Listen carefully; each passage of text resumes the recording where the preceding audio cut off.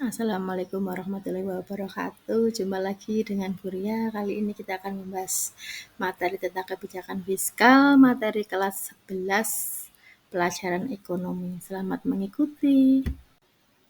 Yang pertama kita akan membahas tentang pengertian kebijakan fiskal. Apa sih kebijakan fiskal itu?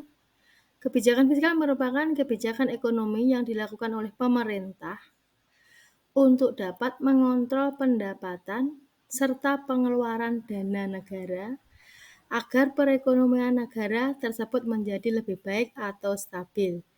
Dalam hal ini, pendapatan artinya yaitu merupakan pajak yang dipungut oleh pemerintah dari masyarakat, sedangkan untuk pengeluaran maksudnya di sini adalah subsidi yang diberikan pemerintah kepada masyarakat. Sekarang kita akan membahas tentang tujuan. Tujuan yang ingin dicapai oleh pemerintah dalam melaksanakan kebijakan fiskal yaitu antara lain pertama, yaitu meningkatkan pendapatan nasional dan pertumbuhan ekonomi. Di sini maksudnya dengan melaksanakan kebijakan fiskal akan berpengaruh terhadap berbagai lini perekonomian. Sehingga setiap kali pemerintah melakukan perubahan atau pembaruan kebijakan fiskal, maka yang ingin diharapkan pemerintah yaitu menjadi stimulus pertumbuhan berbagai sektor. Bersamaan dengan perekonomian yang terus tumbuh.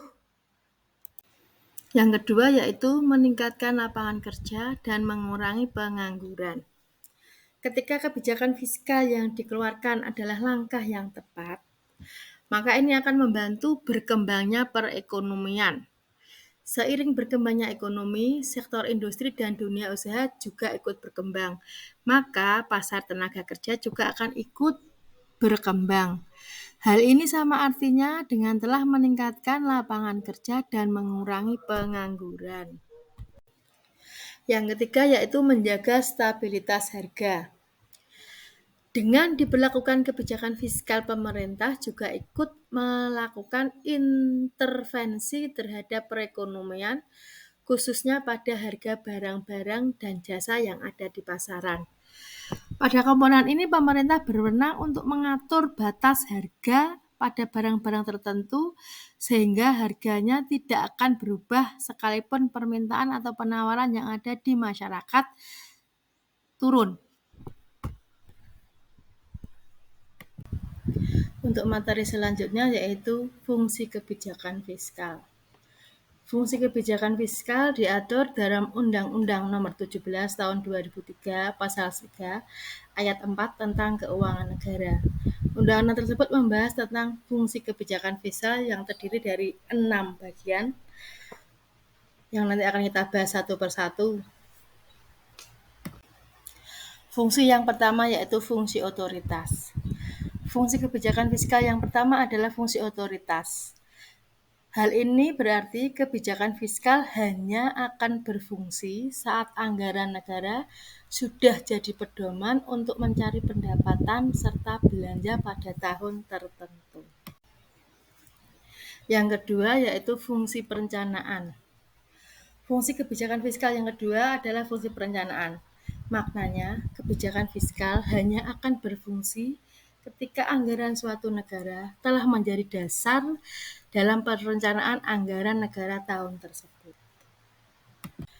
Fungsi yang ketiga yaitu fungsi pengawasan. Fungsi kebijakan fiskal yang selanjutnya yaitu fungsi pengawasan. Maksudnya bahwa kebijakan fiskal berfungsi sebagai pengawas dari masuknya pendapatan negara serta pengawasan atas pemanfaatan dari pendapatan tersebut. Keempat, fungsi alokasi. Maksudnya di sini, kebijakan fiskal hanya akan berfungsi saat anggaran negara dialokasikan dengan baik sebagai cara untuk mengurangi tingkat pengangguran dan pemborosan sumber daya. Fungsi kebijakan fiskal yang kelima adalah fungsi stabilisasi. Hal ini bermakna bahwa kebijakan fiskal akan berfungsi saat anggaran negara dimanfaatkan untuk menjaga keseimbangan fundamental dari perekonomian negara tersebut. Fungsi kebijakan fiskal yang terakhir adalah fungsi distribusi. Artinya adalah kebijakan fiskal akan berfungsi saat negara membagi pendapatan negara untuk anggaran-anggaran yang telah direncanakan secara merata pada setiap lapisan aspek kehidupan di negara tersebut. Kita ke materi selanjutnya, yaitu jenis kebijakan fiskal. Secara umum, ada 4 jenis kebijakan fiskal yang ada dalam suatu negara. Berikut pemaparannya. Kita akan bahas satu persatu. Yang pertama, kebijakan fiskal surplus. Kebijakan fiskal surplus adalah kebijakan yang berfokus pada menciptakan surplus pada pendapatan atau nilai pendapatan yang dibukukan pemerintah agar lebih banyak ketimbang pengeluaran. Adapun tujuan dari kebijakan fiskal surplus ini adalah untuk mencegah terjadinya lonjakan nilai inflasi. Sedangkan cara yang dilakukan negara untuk bisa mencapai nilai surplus anggaran negara adalah dengan mengurangi anggaran untuk belanja, serta akselerasi pada sejumlah aspek pemasukan negara. Kebijakan yang kedua yaitu kebijakan fiskal defisit. Berkebalikan dengan kebijakan fiskal surplus, kebijakan fiskal ini lebih berfokus pada membuat nilai belanja menjadi lebih besar daripada nilai pendapatan.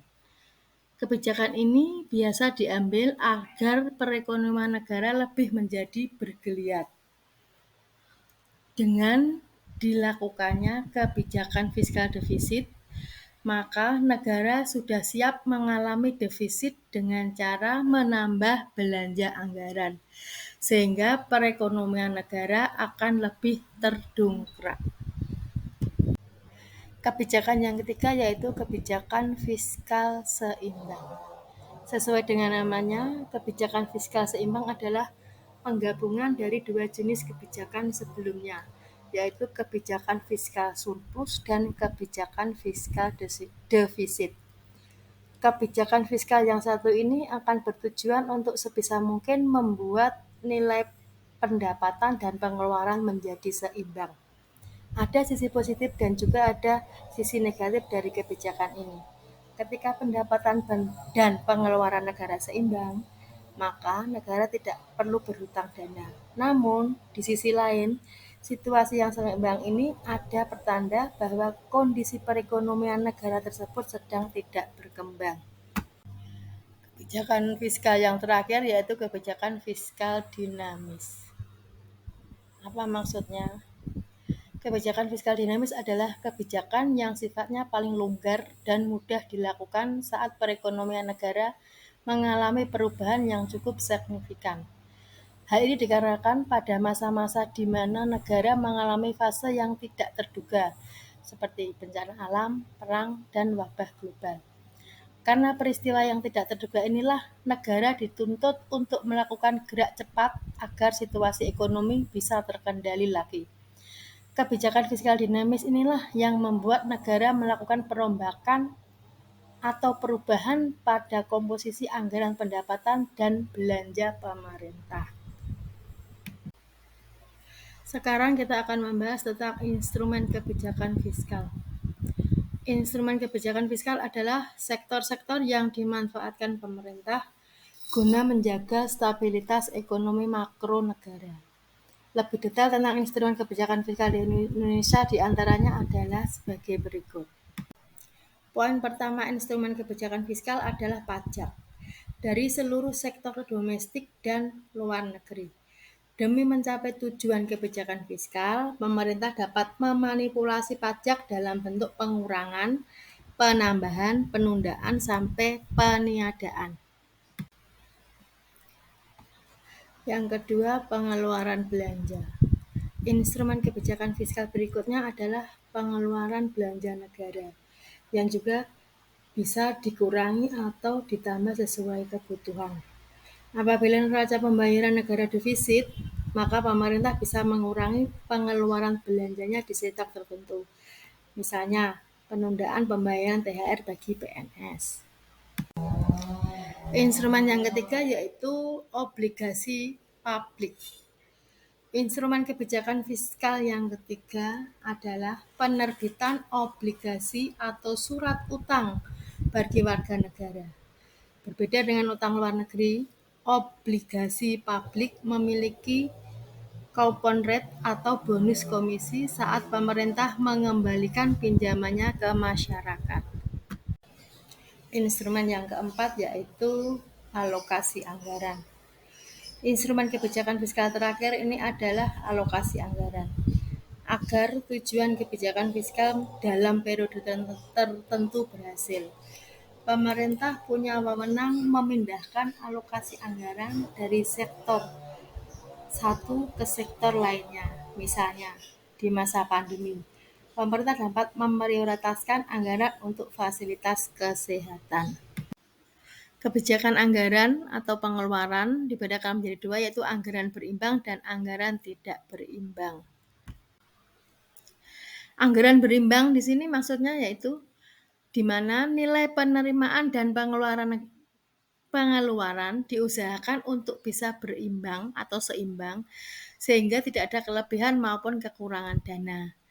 Nilai ini memiliki sisi positif dan negatif. Dalam kondisi yang seimbang, berarti pemerintah tidak perlu untuk melakukan penarikan dana atau utang sehingga otomatis kondisi utang negara akan terjaga.